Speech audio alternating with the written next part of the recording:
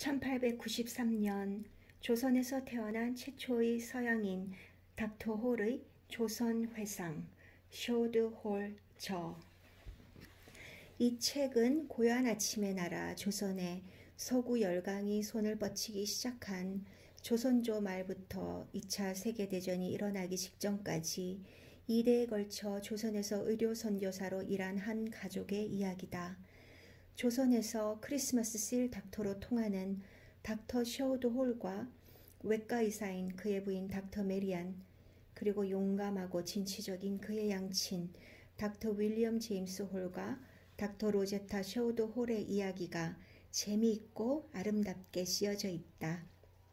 그뿐 아니라 사람의 마음을 사로잡으면서도 코끝을 찡하게 하는 에피소드들이 많다.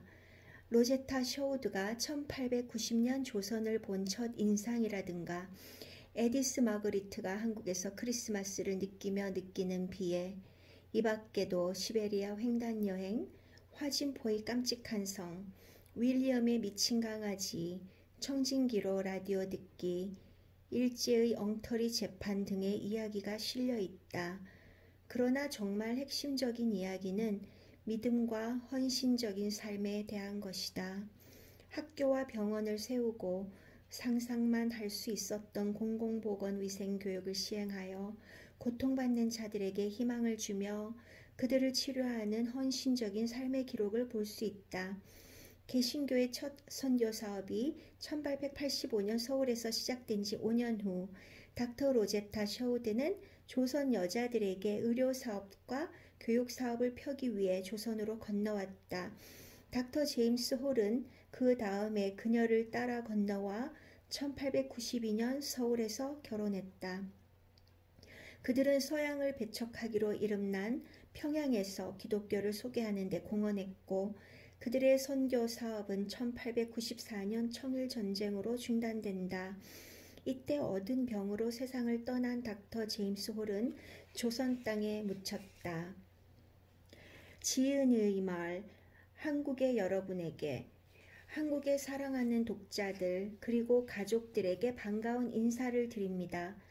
독자들은 이 책을 흥미있게 읽으시리라 생각합니다. 왜냐하면 이 책은 한국에서 일어났던 근세 역사의 단편들과 그 밖에도 매우 흥미있는 일들을 다루었기 때문입니다. 나는 여기에서 하나의 사건을 예로 들어 이야기하고자 합니다. 이 이야기를 들으시면 이 책의 내용이 어떤 성질의 것인지 추측하시는데 도움이 되리라고 생각합니다. 지금으로부터 100년 전 고요한 아침의 나라에 기독교 개신교의 선교사들이 도착했습니다. 이 책은 이들의 도착으로부터 시작됩니다. 이 선교사들 중에 닥터 윌리엄 제임스 홀과 닥터 로제타 홀이라는 의료 선교사 부부가 있었습니다. 이들은 바로 나의 부모입니다. 나의 부모는 그 당시 외국인에게는 금지구역이었던 평양에서 처음으로 의료와 교육 선교를 시작했습니다. 그때 나의 부모는 갓난 아기였던 나를 병원 마당에 내놓고 자주 현지 주민들에게 전시했습니다. 서양의 백인 아기가 어떻게 생겼는지 매우 구경하고 싶어한 주민들의 호기심을 만족시켜주기 위해서였습니다. 이것이 내가 내 부모의 선교 사업을 도와준 시작이었습니다. 내 부모의 의료 선교 활동에 있어서 나는 훌륭한 선전물의 역할을 담당했던 것입니다. 그러나 그때 나를 구경하던 사람들은 모두가 나를 예쁘다고 칭찬하지는 않았습니다. 사람마다 한국 아기에 비하여 너무나 큰 코와 나의 파란 눈을 보고 웃음을 참지 못했습니다. 에그머니나 양기의 아들은 꼭 개눈 같은 눈을 가졌네. 조선에서는 개만이 파란 눈을 가진 것을 볼 수 있었기 때문입니다. 그들 앞에서 튼튼한 한 쌍의 패를 가지고 있었던 내가 여조선 아기들과 마찬가지로 힘차게 소리내어 울어제끼자 구경꾼들은 이 아기도 역시 사람 새끼로구나 하고 나를 인간으로 인정했다고 합니다. 내 부모와 부모가 하는 의료사업이 양기들의 사업이 아님을 그들이 알게 된 것은 어쩌면 나의 울음소리가 도움이 되었을지도 모릅니다. 그래서 사람들은 치료를 받으러 왔고 병은 나았습니다. 그리하여 우리의 구세주가 2000년 전에 가르치신 기쁜 소식을 그들도 듣게 되었던 것입니다. 병원 마당에서 전시되었던 나는 자라서 외국에 갔다가 다시 한국으로 돌아왔습니다. 나는 노래하고 뛰고 기쁘게 사는 데는 건강한 폐가 얼마나 중요한지를 잘 기억하고 있었습니다. 불행하게도 그 당시에는 오랫동안 많은 조선의 아기들은 그런 건강한 폐를 갖지 못하고 있었습니다.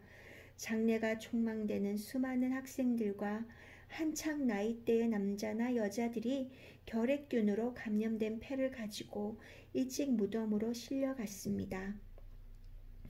이 책에는 한국인들을 가장 많이 살해한 결핵이라는 적을 상대로 싸워 이기는 이야기와 이에 따른 한국 최초로 설립된 결핵요양원의 이야기도 있습니다. 나는 이 책을 쓰면서 내가 사랑하는 한국에서의 수많은 행복했던 날들의 기억을 되새기며 즐거워했습니다. 독자들도 이 책을 즐겁게 읽어주시기 바랍니다. 김동열 씨의 헌신적인 노력이 없었다면 이 책의 한국어판 번역은 불가능했을 것입니다. 나와 나의 아내는 이 모든 것을 가능하게 해준 그에게 끝없는 감사함을 지니고 있습니다. 이 책을 즐겁게 읽으시고 주위의 사람들에게도 이야기해 주시면 감사하겠습니다. 좋은 이야기란 서로 나누어 갖는 게 좋지 않겠습니까? 1983년 10월 18일 셔우드 홀. 닥터 셔우드 홀의 생애.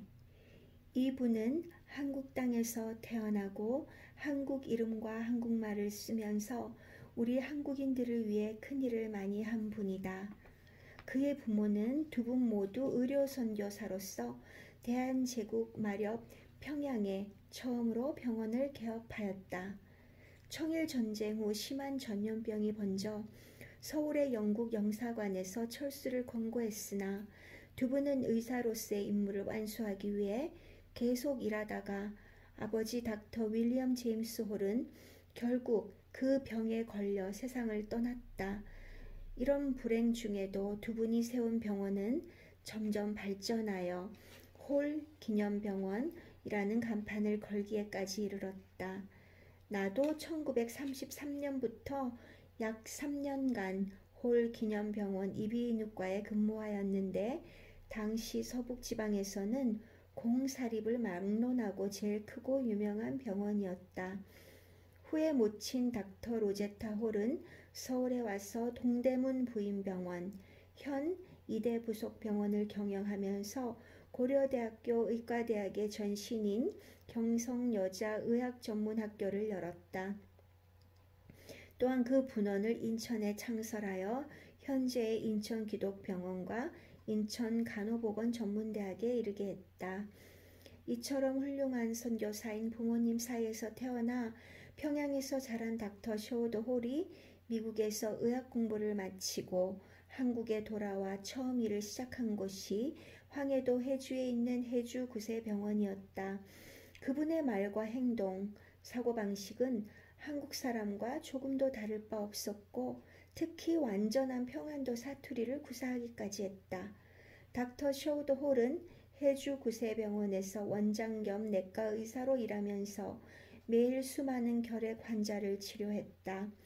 당시에는 결핵의 치료 방법이 요즘 같지 않아 환자가 아주 많았고 전염력 또한 강해실록 망국병이라 할 만했다. 특히 환자의 대부분이 청소년이어서 문제는 더욱 심각했다. 그러나 식민 통치를 하던 조선 총독부에서는 물론이고 한국인들조차도 방관할 수밖에 없는 실정이었다.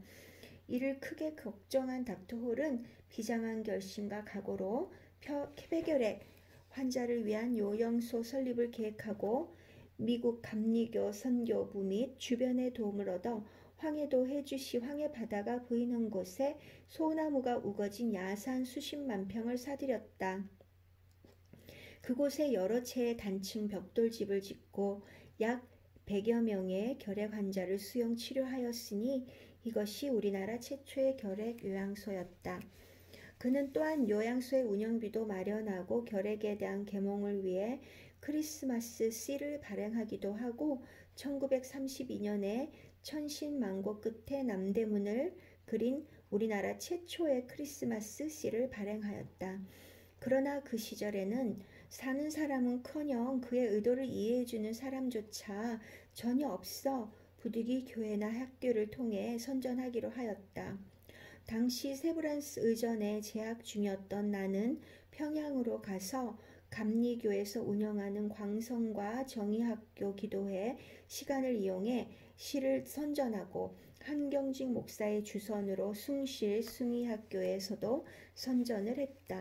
이것이 인연이 되어 의사가 된 후 해주 구세병원에서 닥터 홀 내분 부인은 외과와 산부인과 의사과 함께 일했다. 해방 후에는 세브란스 병원장으로 있으면서 몇 해 동안 나 혼자서 크리스마스 씨를 발행하는 일을 치러야 하기도 했다. 닥터 홀은 국내뿐만 아니라 미국, 캐나다와 같은 외국에서도 호응이 있기를 바라면서 여러 곳에 편지와 아울러 실들을 발송했다. 이를 방해하려는 일본인들은 타자로 쓴 편지는 우편물이니 인쇄물이니 우표를 더 붙여야 한다는 핑계로 크리스마스가 다 지난 후 발송하게 하곤 했다. 그러나 닥터 홀은 낙심하거나 실망하지 않고 이 일들을 계속해 나갔다. 한국과 한민족을 위한 닥터 홀의 일을 방해하기 위해 온갖 행포를 부리던 일본인들은 결국 범죄자라는 누명을 씌워 닥터 홀을 추방하기에 이르렀다. 그는 1940년 해주에서 개업하고 있던 나에게 자기의 병원과 집을 맡기고 눈물을 흘리면서 한국 땅을 떠났다. 곧바로 인도로 건너간 닥터 홀은 그곳에서 새로운 일을 시작했다. 인도에서 많은 자료를 모아 은퇴 후 한국에 관한 책을 썼다.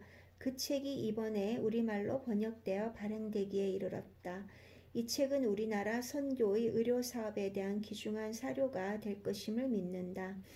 한국에서 태어나 한민족을 위해 일했던 닥터 홀에게 진심으로 감사와 치하를 드리는 동시에 하나님의 크신 축복이 그와 그의 온 가족 또 그가 하는 모든 일 위에 항상 같이 하기를 비는 바이다. 1984년 4월 문창모